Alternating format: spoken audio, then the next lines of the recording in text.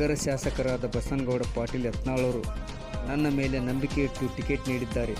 ಅಲ್ಲದೆ ನನ್ನ ತಂದೆಯವರ ಅಭಿವೃದ್ಧಿ ಕೆಲಸಗಳಿಂದ ನನಗೆ ಗೆಲುವು ಸಿಗುತ್ತದೆ ಎಂದು ಮಹಾನಗರ ಪಾಲಿಕೆಯ ಬಿಜೆಪಿ ಅಭ್ಯರ್ಥಿ ಗಿರೀಶ್ ಪಾಟೀಲ್ ಹೇಳಿದರು. ವಿಜಯಪುರ ನಗರದಲ್ಲಿ ನಡೆದ ಸುದ್ದಿಗೋಷ್ಠಿಯಲ್ಲಿ ಮಾತನಾಡಿದ ಅವರು, ನಗರದ ವಾರ್ಡ್ ನಂಬರ್ 29ರ ಸದಸ್ಯರ ನಿಧನದ ಹಿನ್ನೆಲೆ ಮಹಾನಗರ ಪಾಲಿಕೆಯ ಉಪಚುನಾವಣೆ ನಡೆಯಲಿದೆ. ಈ ಬಾರಿ ನನಗೆ ಹಿಂದೂ ಮುಸ್ಲಿಂ ಸಮಾಜದವರು ಬಿಜೆಪಿಗೆ ಬೆಂಬಲ ನೀಡಿದ್ದಾರೆ ಎಂದು ಗಿರೀಶ್ ಪಾಟೀಲ್ ಹೇಳಿದರು. 29ರ ವಾರ್ಡಲ್ಲಿ ನನ್ನ ಗೆಲುವು ನಿಶ್ಚಿತ ಎಂದರು. ಮುಸಲ್ಮಾನ ಅಲ್ಲ, ಕಾಂಗ್ರೆಸ್ ಬಿಜೆಪಿ ಅಂತ ನಾನು ಹೇಳಕ್ಕೆ ಇಷ್ಟಪಡ್ತೀನಿ.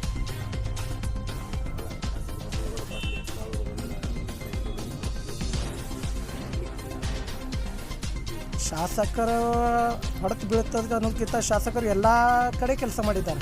ನಮ್ಮ ವಾರ್ಡ್ಗಳಲ್ಲಿ ವಿಶೇಷವಾಗಿ ಮಾಲ್ದಾರ್ ಕಾಲನಿಯಲ್ಲಿ ತುಂಬ ಕೆಲಸ ಮಾಡಿದ್ದಾರೆ.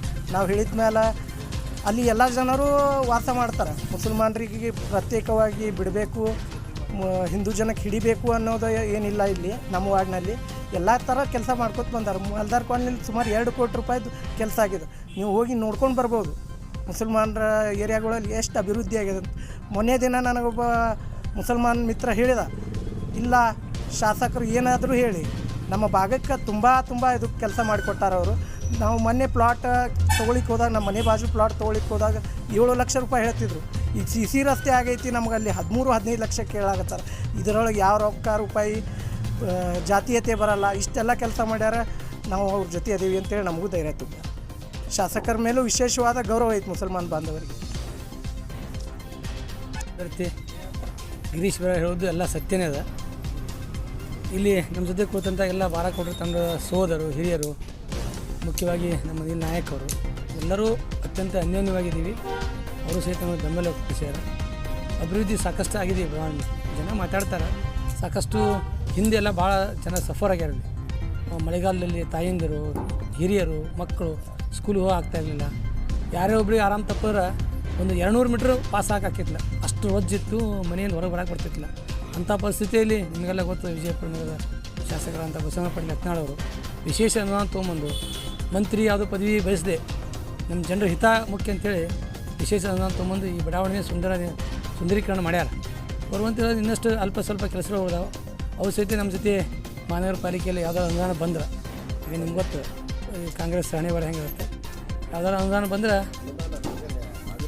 ಆಗಬಹುದಂತ ನಿರೀಕ್ಷೆ ಇಟ್ಟಿವಿ. ಯಾಕಂದ್ರೆ ಎಲ್ಲ ನಿಮ್ಗೆ ಗೊತ್ತು, ಬಿಟ್ಟಿ ಯೋಜನೆಯಿಂದ ಸಾಕಷ್ಟು ಹಿನ್ನಡೆ ಆಗಿದೆ ಅಭಿವೃದ್ಧಿ.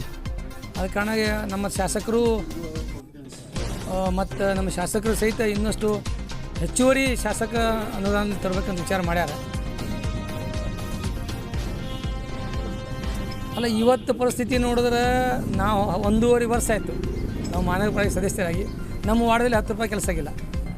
ಹೆಚ್ಚು ನಮ್ಮಲ್ಲಿ ನಾವು ಇದು ಕೊಡ್ತೀವಿ ಟ್ಯಾಕ್ಸ್ ತೆರಿಗೆ, ಅಂಥದ್ದು ಆಗಿಲ್ಲ. ನಾವು ಸುಮ್ಮನೆ ಕೂತೀವಿ ನೋಡೋಣ ಅಂತ. ಯಾಕಂದ್ರೆ ನಮ್ಮದು ಅಧಿಕಾರ ಬರಲಿ, ನಮ್ಮವ್ರು ಯಾರು ಮೇಯರ್ ಆದಾಗ ನಾವು ಅದನ್ನು ವಿಚಾರ ಮಾಡೋದು ಕೂತೀವಿ.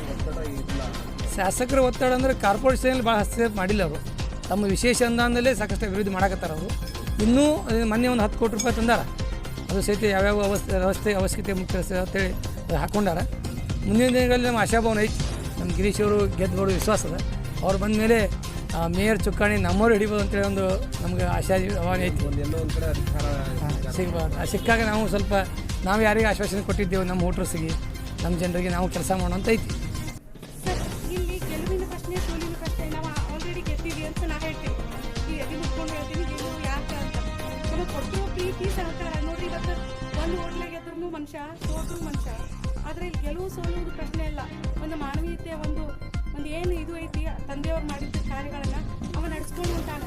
ನಮ್ಮ ಪರ ಜನ ನಿಂತು ಮಾತಾಡ್ಬೇಕಾದ್ರೆ ರಾಜಕಾರಣದಲ್ಲಿ ಸೋಲು ಗೆಲುವು ಇರೋದೆ, ವ್ಯತ್ಯಾಸ ಇಲ್ಲ. ಕುದುರೆ ಓಡ್ತದ, ಬೀಳ್ತದ, ಅದನ್ನು ಹೇಳಂಗಿಲ್ಲ. ನಾವು ಆಲ್ರೆಡಿ ಗೆದ್ದೀನಿ ಅಂತ ಹೇಳ್ತೀನಿ. ಎಲ್ಲ ಪ್ರೀತಿ ವಿಶ್ವಾಸದೊಳಗೆ ನಾ ಗೆದ್ದೀನಿ. ನಮ್ಮ ತಮ್ಮ ಗೆದ್ದಾಗ, ನಮ್ಮ ವಾರ್ಡಿನ ಜನತೆ ಗೆದ್ದದ. ಈ 35 ವಾರ್ಡ್ ಒಳಗೆ ನಮ್ಮ ವಾರ್ಡ್ ಗೆದ್ದದ ಅಂತ ನಾ ಹೇಳಕ್ಕೆ. Congratulations, sir. Don't candid. Don't